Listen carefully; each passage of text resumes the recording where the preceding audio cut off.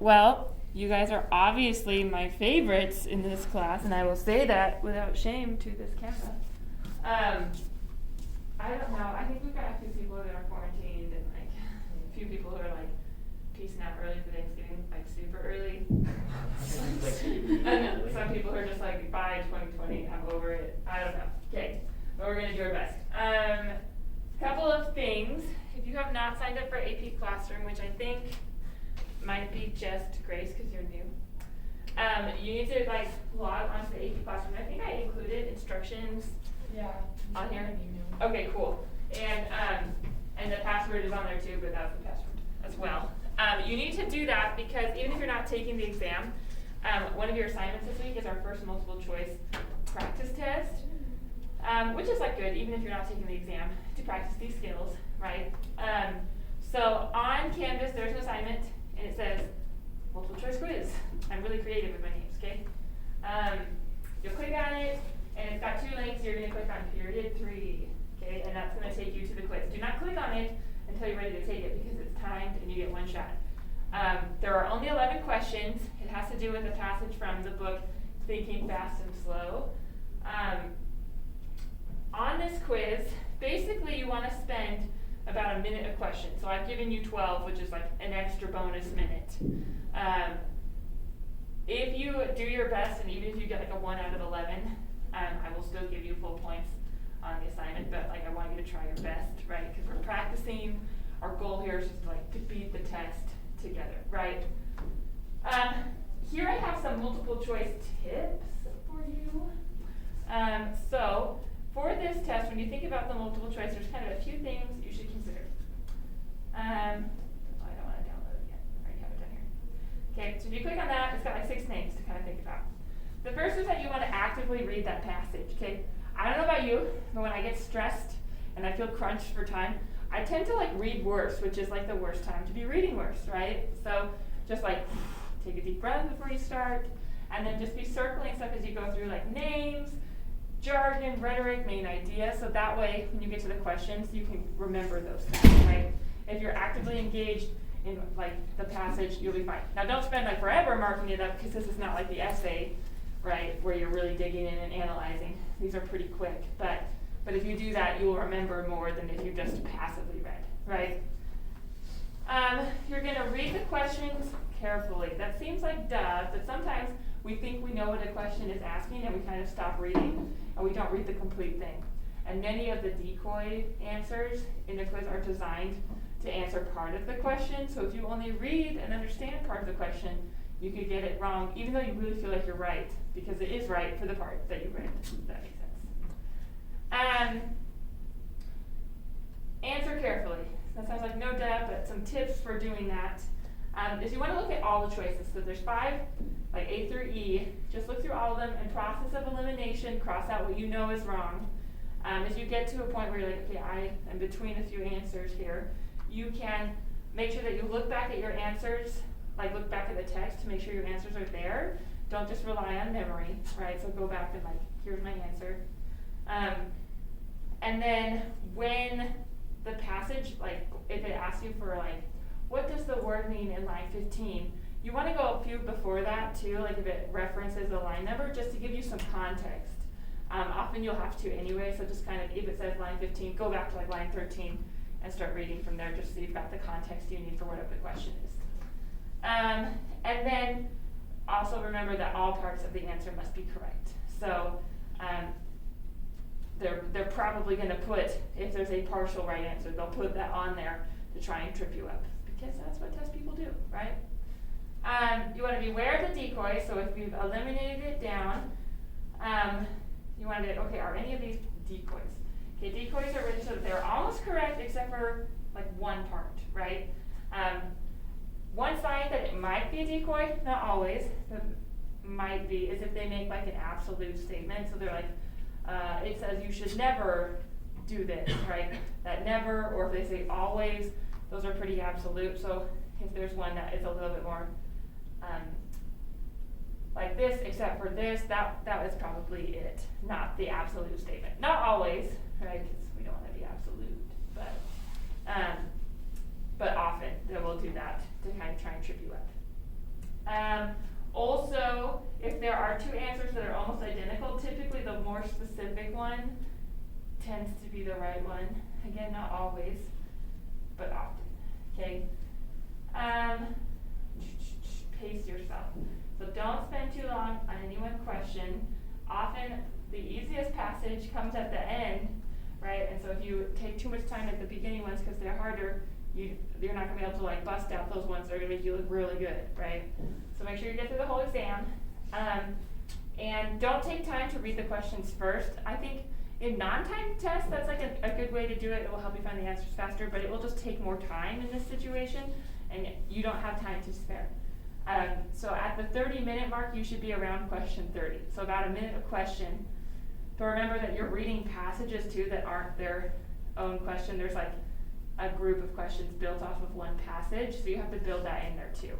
So it will be probably a little less than a minute on the actual question, but gauge-wise, like if you're looking at the clock and you're like, oh shoot, it's been 45 minutes, I'm only on question 30, you need to pick up the pace, right? So you can get through it all, okay? And then randomly, there's always a few questions on like MLA citations, just to make sure that you know that. So I would review those. You can go to like Purdue, and they have like all of the rules on MLA. I also provided you with like an example MLA paper, like first page for one of your other essays, so you could look over that, but just kind of brush up on those MLA citations. Okay? Questions on that? So you have until next Monday to take that on AP Classroom. So you'll click on the link. Save, I'm not here. Go away. Okay. So you'll click on the link here. Make sure that when you click on it, you're ready to take it because you begin one shot, 12 minutes. And then when you're done, you'll just submit what your score was so that I know, but then I will give you full points for it. So it will score on AP Classroom, but for the assignment, you'll push the text box and say, I got blank out of blank, right? Like 11 out of 11 or 1 out of 11, but then you will get 11 out of 11, okay? If for some reason the link isn't working, there is a PDF version that you can click on, and then you could just print it out or write down your answers and then turn those in, okay? Yeah? So is this like a practice? Yes. Okay. Yeah, so just practice. We'll have a few of these to kind of get in your groove, okay? Other questions? Okay, the other thing I want to talk to you about is your satire project, which is like one of my favorite projects. It's very fun, and I think you're going to like it, because you get to pick something that you hate about society right now and mock it for change, right? So there's a lot to hate about 2020, right? So you got a lot of source material, right? So on the assignment, you'll click here for satire project. There are 2 parts, although I think I was a dum-dum, and on yours this still says 3 instead of 2, but there are not 3 parts, there's just 2. The first part is the project itself, which is 50 points. So you're going to pick whatever you want to mock and draw attention to and hopefully change about society.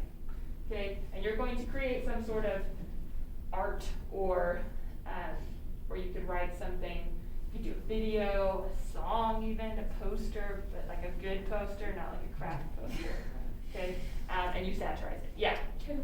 So I have a friend who's in Van Orden's. Maybe like, can we do it with them? I cannot like tell you to because of COVID, but I'm not gonna like dock you if you do. You just have to do your own reflection. Okay. Awesome. Yeah, but like I cannot encourage group work. That's fine. Because then I'm encouraging COVID. So, but just make sure you have your own reflection and that you have like the item, like a picture of it or something to turn in. Okay. Usually it would be like a group project if you want, but everything is ruined this year, which you can talk about in your satire project. Okay.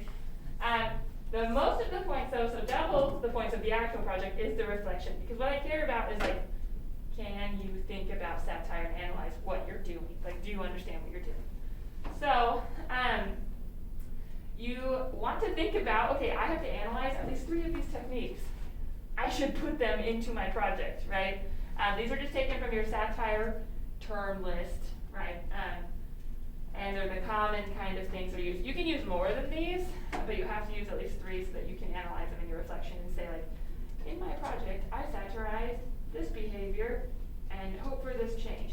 I did that through symbolism, hyperbole, and parody, or whatever, okay? And then analyzing how those are creating your satire, okay? When you're done, you'll submit on Canvas. If you have if you did a newspaper article, you could just put that at the top of the document and then your reflection afterwards on the same document and turn that in on Canvas. If you're doing a satirical sculpture, which I'm not sure what that would look like, but you do you, that's probably hard to submit online. So you could either take a picture of it, or you could bring it in and then just turn in your reflection online. We will be having a satire party on December 1st. So have your project done then, you'll present it to the class, and then we will eat food and possibly watch part of the Disney Huck Finn movie, which is kind of cheesy, but meh. Okay. Questions on that? Okay, excellent. I look forward to those. The last reminder that I want to give you is that your satire quiz is due by Monday as well. So on Canvas, the satire quiz, you've got your satire terminology page. You should be studying that because it's closed note, closed, all the things except for your brain, okay? There are two parts. There's a matching part where it'll say here's the term, which definition does it fit with. There's also some that are skinny fat is an example of which term. Oh, oxymoron, because they're two words that contradict right next to each other, right? So make sure that you know both the definition and also what that means, right, in context. And then the second part has you analyzing, I think it asks for some example in Huck Finn, so hopefully you've been listening to the lecture as we've been talking about what is being satirized by Twain and Huck Finn. And then also, it puts a satirical cartoon on there, and it's okay, how is this being satirized, or what is being satirized here, how are they creating that, okay? So kind of two parts. Questions on that? Okay, excellent. And the last is that we have to go back to class recordings, which suck, but sorry, that's all I can say. So be watching those again. The one from yesterday is up there, and we talked about the river and the shore. Did anyone get a chance to watch that before today? Way to go, Lillian. Oh, and Maddie, good job. Okay. I can kind of tell you sort of what we talked about when we get to that point today. But today, that's always fun. The construction people like to take walks up there. At least I think it's the construction people. I hope. Otherwise, that's weird. Okay. Today we are going to talk about the Duke and the Dauphin, or the King. Okay, so they're my least favorite characters in this book. So, yay! So you're going to pull up, there's a document on Canvas on the overview called The Duke and the Dauphin. So pull that up, we're going to work with that today.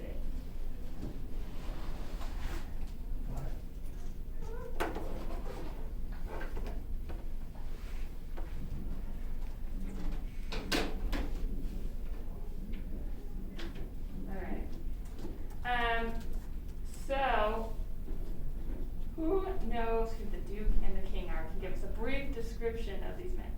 Yeah. They're people that join very big, and then one of them claims to be the Duke, and the other one claims to be the heir to the king's lands. Yes. Perfect. Yeah, Maddie. They're basically scammers. Yes. They're on the run because they were scamming all these people. Yeah. And they joined Huck Finn and then basically scammed them. Yeah, and scam other people all the way down the river, right? So good. They're conners. When Huck and Jim pick them up, they're running away. They're help us. And Huck's kind of a nice kid, right? He's okay, but you need to are there dogs after you? And he's yeah, we're scared. He's well, then you need to run up the river so that your stench gets stuck up there somewhere or whatever, and then they won't follow you onto the boat. So they do. They get on the boat, and they turn out that they don't know each other, these two men. One's kind of an older dude, and one's kind of maybe 30, so still older than you, but really not that old, in case you were wondering. So they get on there, and they're oh, what were you doing? And one of them's like, yeah, I was selling this tartar control stuff, which did get the tartar off your teeth, but also all the enamel, which would be bad. You were wondering. I don't know a lot about dentistry, but you want your enamel because that would hurt really bad. So obviously people hate him. The other guy's like, oh cool, I was just doing like phrenology, which is like, basically they'll take these pictures of like someone's head and be like, this part corresponds to like health, and this one is like long life or intelligence or like whatever, right? And so they'll be like, oh yes, based on this bump you will live for like 50, and it's totally a crock. There's no correlation, but in case you were thinking there was, there's not. And so people are mad at him too, because they're like, man, he's done a bunch of other stuff. So they get on there, and at one point, one of them's like, woe is me, I am so sad. And they're like, oh dude, what's wrong? And he's like, you don't know this, but this is hard living for me because I am in fact a duke, and I have run away here, and it's just so hard. And they're like, he's like, can you make my life a little easier, and you know, like, let me sleep in a nice spot and not do anything? And they're like, oh yeah, we can do that for you because you're a duke, which is bogus. Well then, it's like a day of this, and the other older guy's like, this sucks. So then he's like, woe is me, the other guy, and they're like, oh, what's wrong? And he's like, you don't know this, but you're not the only one having a rough time. I am in fact the heir to the throne of King Louis XVI and Marie Antoinette. And they're like, oh, whoa, that's rough. And you're like, yeah, so can you be nicer to me than you are to even him? Because he's just a dude. And they're like, oh yeah, we can do that. So, Puck knows this is bogus, but he's like, it's easier. Combating them about it, right? Which in itself is like a commentary on society, right? Okay, so when they're on this boat, they're like thinking about what can be our next con, because that's what they do. They just con people out of their money. And so they start, one of them was like, I used to do plays and stuff, like little performances, we could do that. And they're like, okay. And so he's teaching the other one the soliloquy from Hamlet, okay? And it is totally wrong. So the first thing that we have on this paper is the soliloquy as written by Shakespeare, okay? Beneath it, I have the Duke and the King's version. What I want you to do first, and you can do this by yourself or with someone, if you're feeling like, I don't want to get too COVID-y, or by yourself, that's fine. But go through and annotate this for patterns, for diddles, right? So diction, imagery, anything you notice with that stuff. And thinking about the tone of the piece and also the purpose. So what is Hamlet talking about here? Okay? And then down here, once you're done with the real one, you'll look at the Duke and the King's and how it differs. Think about the tone of this one versus the first one. And then most importantly, why does Twain include this episode? Because yeah, it's kind of funny, but like, you know, he's only got so much space in his book, right? And he's a great writer, so he's doing this for some sort of a purpose, right? And we know that he's satirical, so then what is he mocking or satirizing? Okay? Questions? Okay, take a few minutes and do that.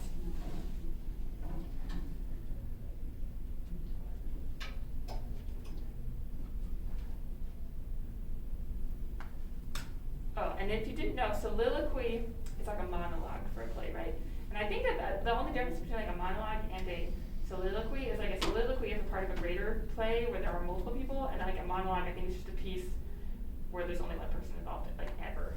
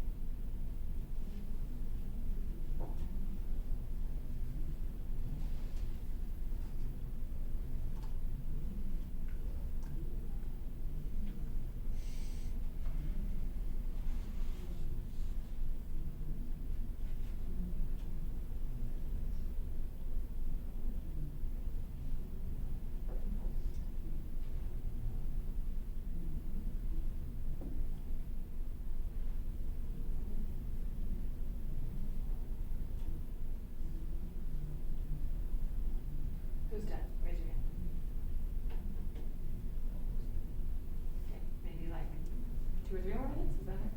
Okay.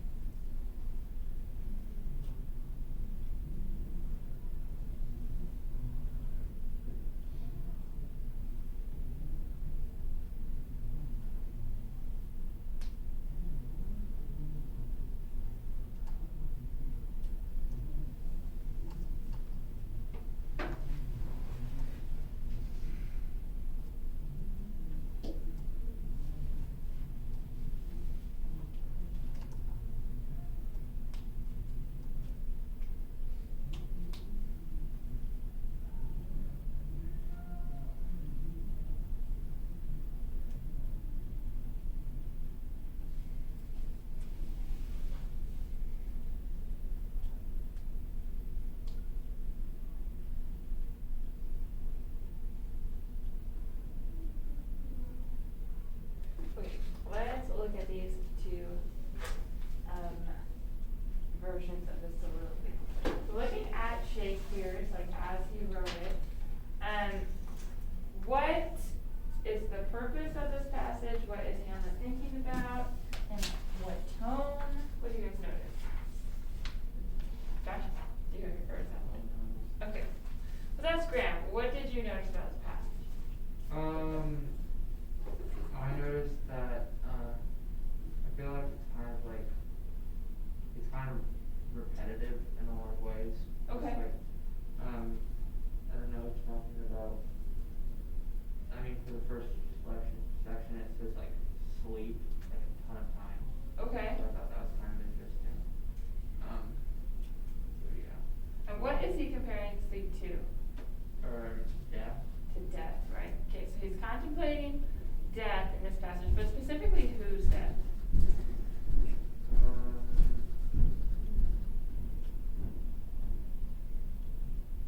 Anyone know whose death he's contemplating?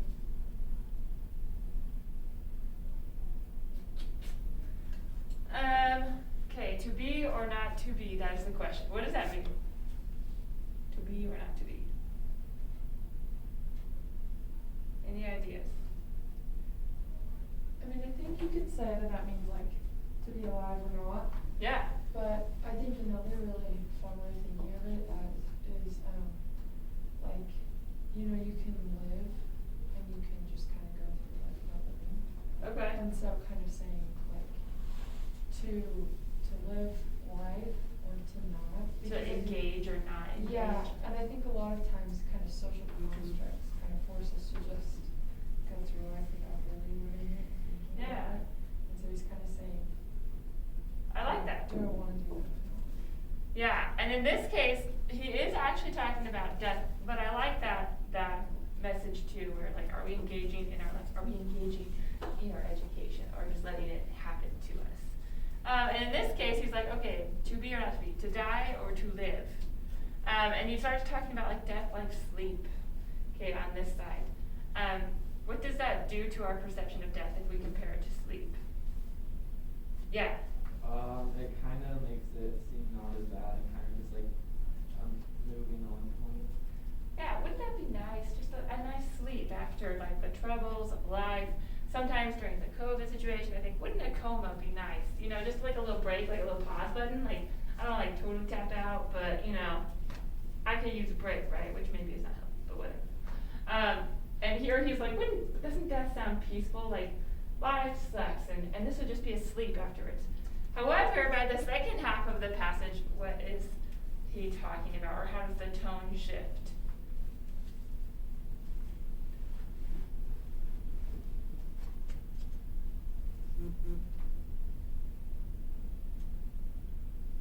Let's look at the words that he uses. Okay, so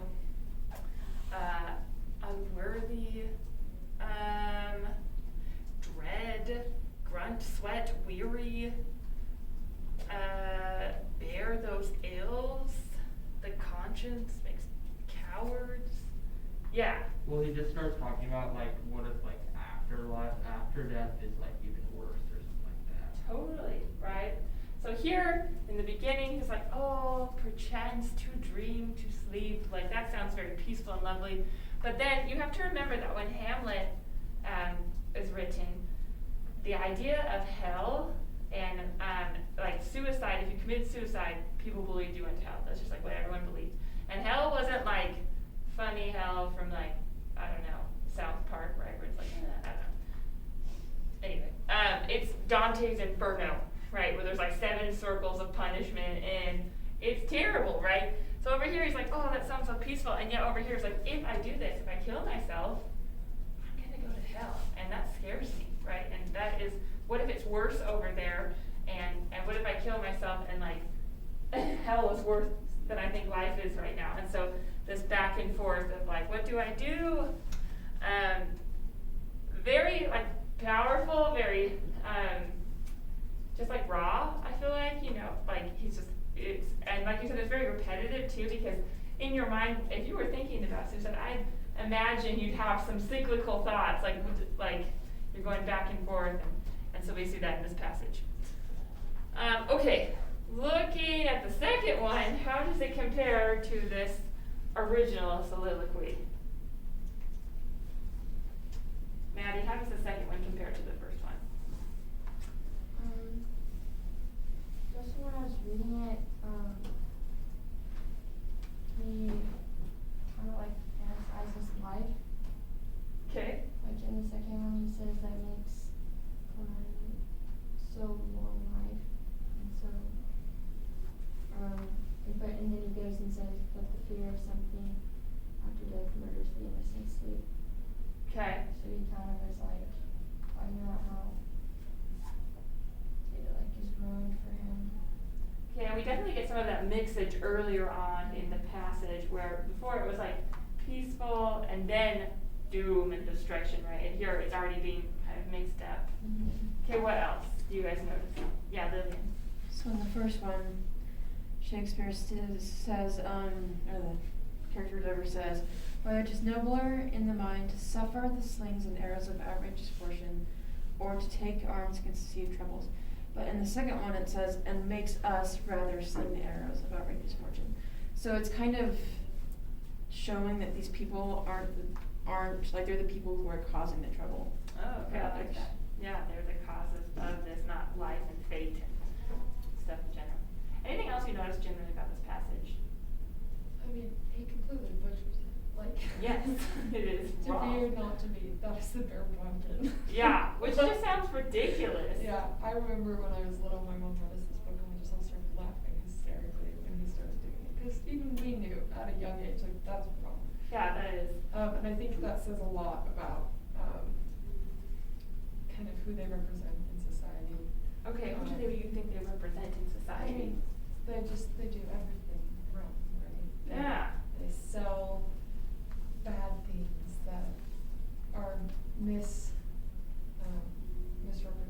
and they lie all the time. But like in the end, it's just kind of sad. Well, yeah. Like when you look at this, you're like, wow, it was something so beautiful that had so much potential, and they just completely just down the drain. Yeah. It's gone. So. they take possibly one of the most famous passages of Shakespeare ever and just murder it, right? It is like dead. I love that he puts like the bear bodkin. It just sounds funny, but it actually just means like a needle. If you didn't know that, like that you thread. But down here it sounds ridiculous. Up here it sounds more poetic and stuff. A lot of the lines that they take from here are actually from like Macbeth and other Shakespearean works, so they just mix that all up. And yeah, it kind of shows a lot about the Duke and the King. And what do you think it could be mocking here? I feel like this one's kind of challenging.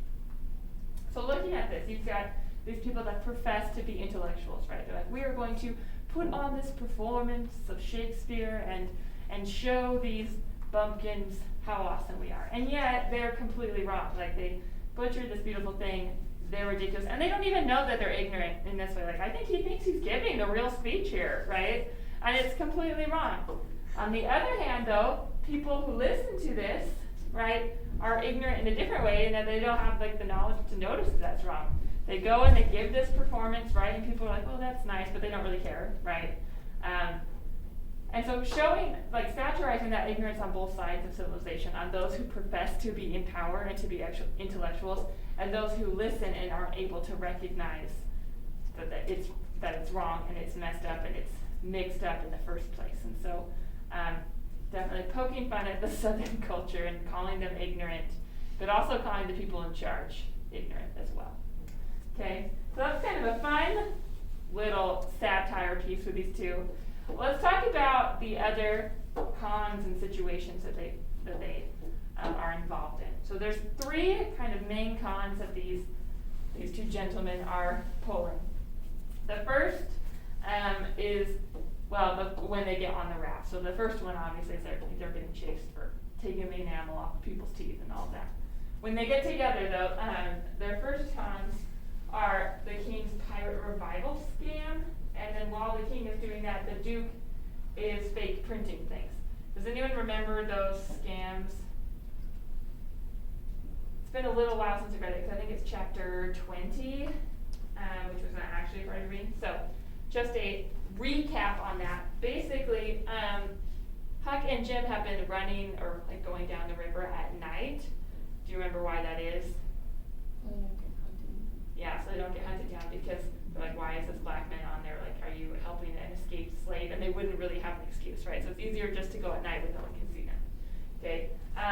The King and the Duke are like, yeah, we don't like that. We want to be able to go in the daytime if we want to. So we're going to fix that problem. I, the Duke, know how to do some printing stuff. I'll get this flyer printed up so that we can run in the daytime if we want to. And so he goes to this printing place and says like, runaway slave, reward, and then they're like, look, we found the slave, and then they just kind of shackle Jim up during the day so that it looks like they're returning this slave to where he came from. Okay, well while he's doing that, he also fake prints for some other people. He's been pretty good about the money he makes until he finds out what the King was during this time. So the King and Huck are kind of poking around town, and they come upon this revival. Do you guys know what a revival is? So I served a mission in the South-ish.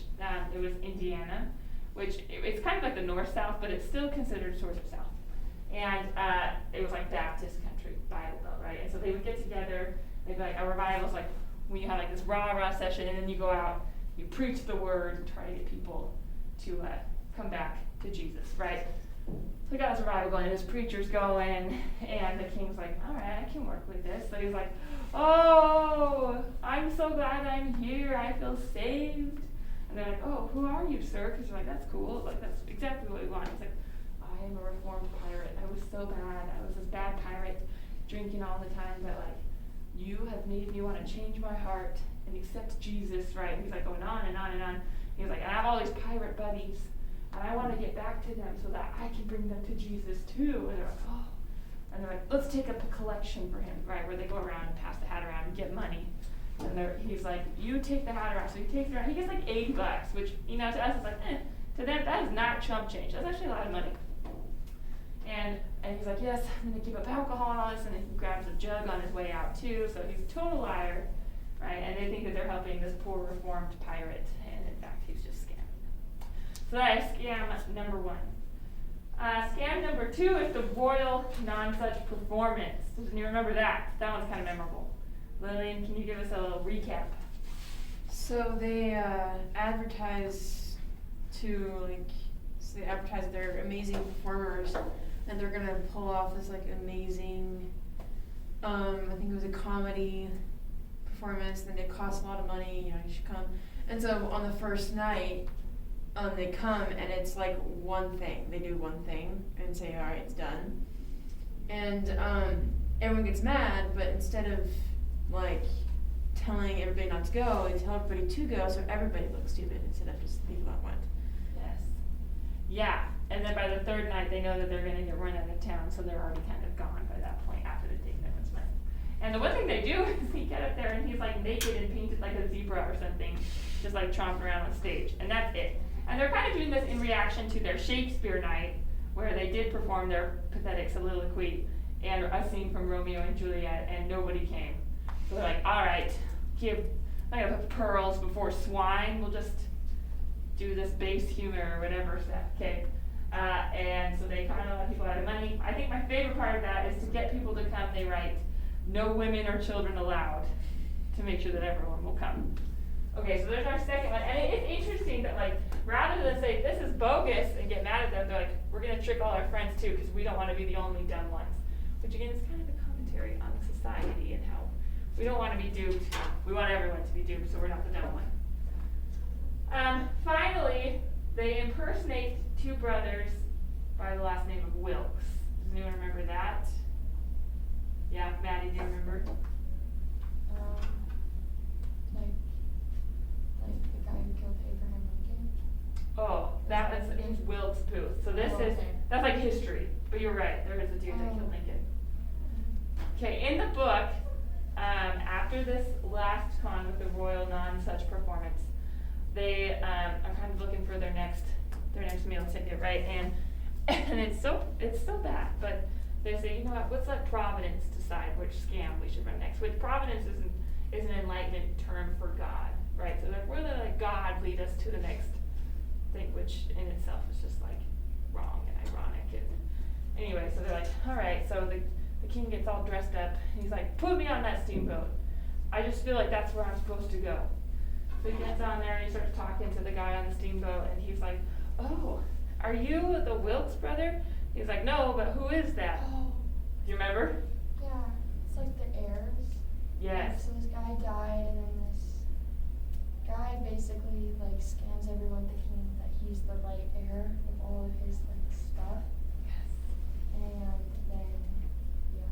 But he's not, right? So they find out that these 2 brothers live in England for this guy that died, and that they've written to them as he was dying to try and get them there before he dies, but they don't make it, right? So it takes a while to get across the Atlantic. It's not like a flight, right? You have to go on a boat. It's like this whole thing.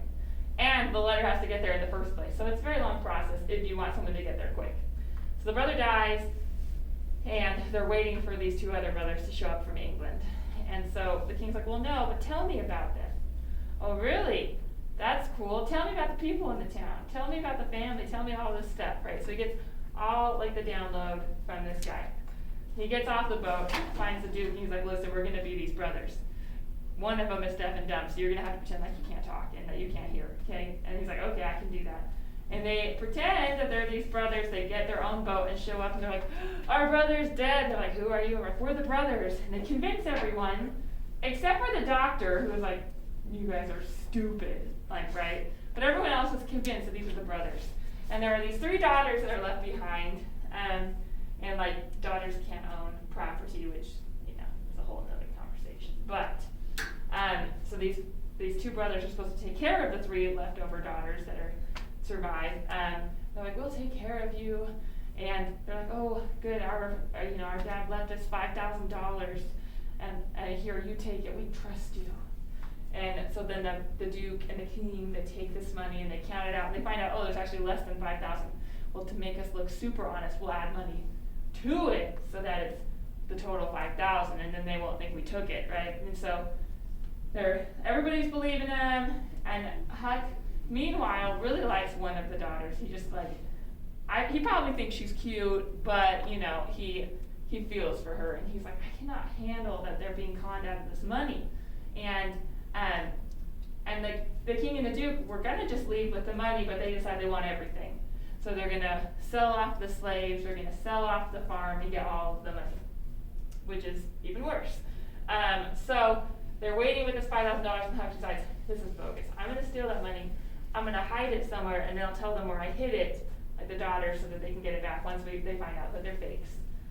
So Huck steals the money, but in the midst of stealing it, he is caught, like he hears someone coming, and he's like, shoot! And the only place to hide it is the coffin, like this open casket where the brother, you know, is being viewed. And so he throws it in there and hides, and he's not able to get it back. So in the funeral, he knows the money is in the casket. He's like, oh my gosh, what am I gonna do? And before he can get it out, they nail the coffin shut, and they go and bury the dude. He's like, oh, that's the worst. Meanwhile, the king and the duke are like, where's our money? Like, they know it's gone, and they're like, Huck, where's our money? And he's like, I don't know, but I saw some black people, you know, some of the slaves going back and forth, maybe they took it. And he doesn't quite feel bad about blaming the slaves, even though maybe he should, but the slaves are already been sold, and it's sad. It's one of the things that Huck points out is that, like mothers are being separated from children, and he actually notices how terrible that is. So we can see that Huck's conscience is growing, and he's becoming more of a moral character throughout this. But anyway, he finally comes clean to the chick that he thinks is kind of cute, right? And he's like, okay, they are not who they profess to be. And she's like, what? He's like, yeah, they're total liars, and they're gonna steal your money. And she's like, well, you gotta get it back. He's like, well, I sort of did, but then I sort of screwed it up. And she's like, where's the money? He's like, I'm too embarrassed to tell you, but you need to leave, because if you can't know that you know, otherwise this is gonna go badly for you. So you need to go away, and I will write down where I put that money, because I'm too embarrassed to tell you to your face. So she's like, okay. And so we kind of leave this situation, and you stopped reading right as the two real brothers show up. So we're about to have a showdown of who is the real brother. And this con is a lot more involved. It's like 50 pages, right, compared to the other two. So what I'm going to do now is we're going to think about those three cons. Notice what patterns or progressions you notice in the cons of the king and the duke.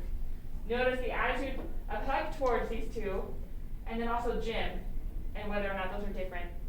And then last class, you guys weren't here, but you'll watch the recording if you haven't already.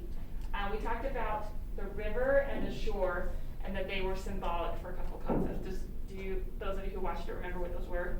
Lillian, what did the shore and the river represent? So the river kind of represented like fantasy almost, like going along, just kind of whatever. And the shore represented like more the bad side of life. Okay. Yeah, kind of, right. So specifically the shore represents civilization, right?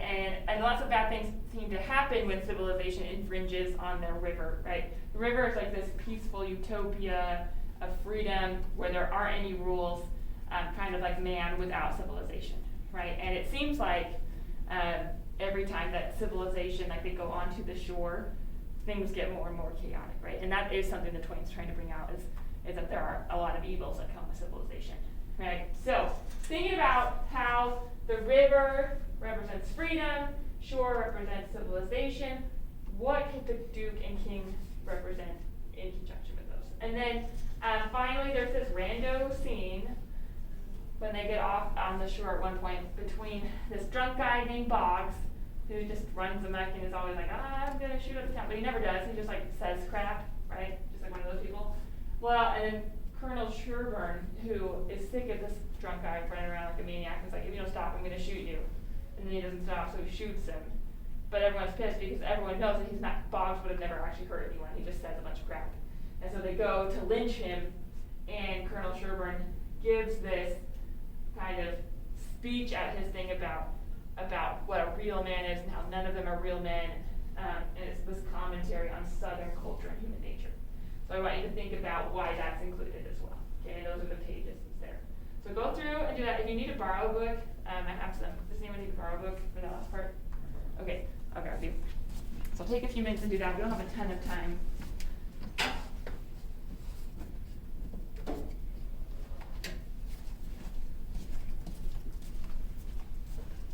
Thank you. Uh-huh.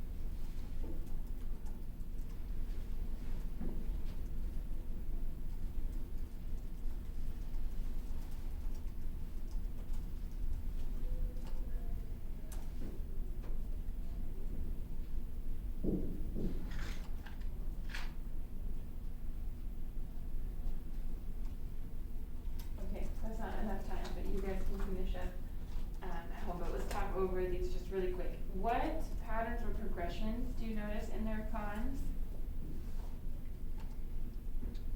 I mean, it's like an addiction that they get more into, you know, they get progressively and exponentially worse. Totally. And they become more involved and more set on them, Yes. and they become more. Yeah, we see just this complete, like, they just keep going downward, downward, downward, more and more, like, I think, terrible too, and hurtful, right? And so, even like the stories about them kind of last longer and longer to show that progression, right? Some critics will say that this is like them going into the American Heart of Darkness. So there's this book called Heart of Darkness, where they're talking about imperialism in Africa, and as they go down this river, I think it's like the Congo, the river of the Congo, they go down it, things get darker and darker and more sinister, and in this way, we see as they go down that river into the deep south, that things are getting worse and worse, and Twain means for it to be that way, right, to show that as you get further and further into this institution of slavery, that it's darker, and we should be like, ah, that's terrible. How does Huck treat the Duke and the Dauphin?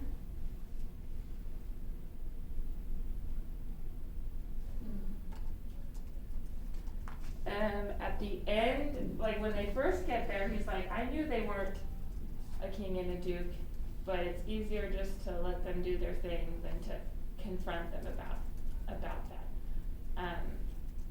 Which is an interesting perspective, right?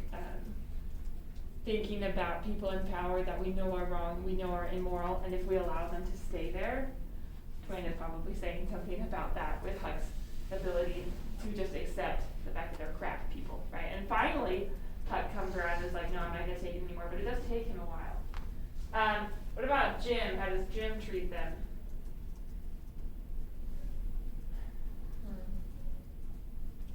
I think Jim doesn't trust them because he thinks they're gonna turn him in, and he eventually do. Yeah, he definitely doesn't trust them, and yet I feel like he's more willing to accept their shenanigans than like Huck is, right? Because he'll often blame like the things on himself, on his own ignorance or whatever. I think that comes from being a slave, right? Where it doesn't matter if you notice that there's hypocrisy, like you're gonna get beat for it anyway, right? So, all right, it must be me. That's easier than being hurt in that way. So we see some of that there, where even though Jim isn't dumb and he knows that these people are bad, there's not a whole lot he can do about it, right? Because he's worried about being sold back into slavery. What could the king and duke represent?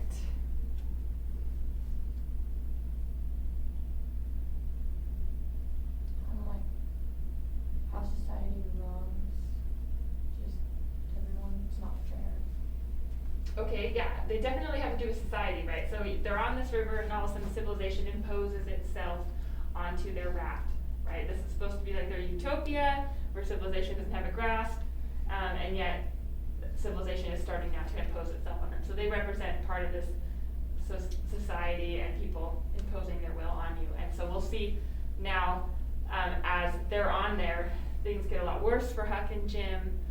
When they go onto the shore, things get more chaotic, which is what this scene is showing here. When you're done with that, just make sure that you turn it in on Canvas. Make sure you do your satire quiz, you're thinking about that project, and that you do the multiple choice test as well. And then you're going to read through chapter 33 with Huck Finn, so we're almost done. Just a second. Okay, any questions? All right, I appreciate you guys, my faithful 5, I shall call you. Please don't hesitate to email me if you have any questions. I try to get back within 24 hours. Shower. But sometimes I suck a little.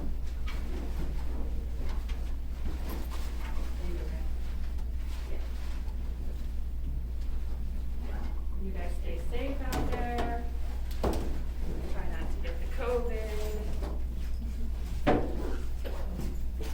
And you can, yeah, just stick that there. Thanks, man.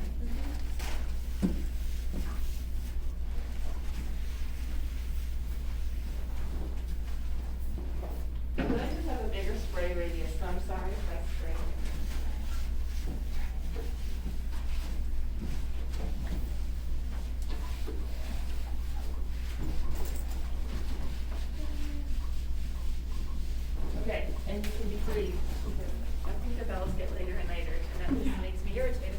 Thank you. Yeah, thank you.